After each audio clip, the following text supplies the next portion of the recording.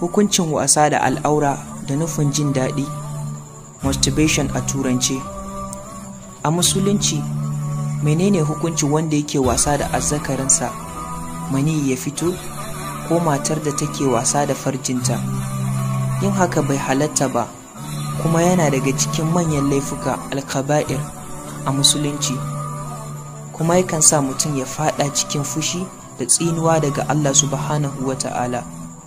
Dangane da hakan, manzon Allah sallallahu alaihi wasallam ya ce, mutum 7 Allah ya tsine musu, kuma ba zai dube su da rahama ba ranar alkiyama. Na 1, mai yin luwaɗi. Na 2, wanda ake yin luwaɗi da shi. Na 3, mai yin zina da dabbobi. Na 4, mai yin zina da uwa mahaifiya. Sannan kuma na 5, yayi da 'yarta. Na 6, mai yin zina da hannayensa, wato mai yin wasa da al'aurarsa, masturbation a turance. Na 7, da kuma mace mai yin hakan ga al'aurarta. Haka kuma wannan aiki yana daga cikin irin laifukan da mutanen annabi Lut alaihi salam suka aikata. Sannan kuma an ruwaito cewar duk mai yin hakan mutuwa ta riske shi bai tuba ba, zai tashi a ranar alkiyama hannayensa dauke da ciki, wato juna biyu. Masana ilimin lafiyar jikin bil'adama sun tabbatar illoli da dama waɗanda ke da alaƙa da wannan laifin. Na 1, sauri da kuma yawan mantuwa.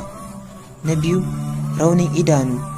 Akwai barazanar makancewa ga wanda ya daɗe yana aikatawa. Na 3, raunin al'aura. Duk mai yin haka idan suka yi aure sukan yi fama da rashin ƙarfin al'aura, saboda duk mani da aka fitar da shi da gangan baya fita gaba ɗaya. Wannan wanda ya saura sai ya daskare maka a cikin mara.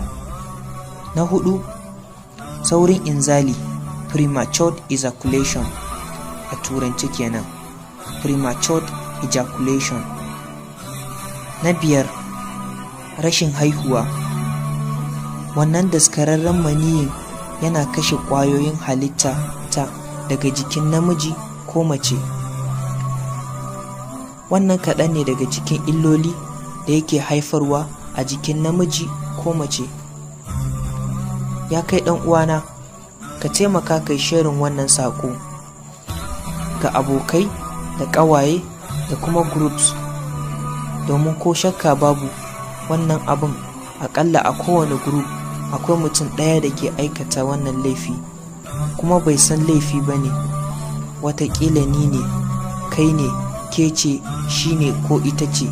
Fatanmu dai Allah ya ganar da mu gaskiya, ya ba mu ikon binta, ya kuma tsare mana imaninmu da mutuncinmu, ya kuma kare mu daga sharrin shaiɗan la'ananne. Wassalamu alaikum. Sunana Muhammad AC daga AC Islamic TV. Ramadan Kareem.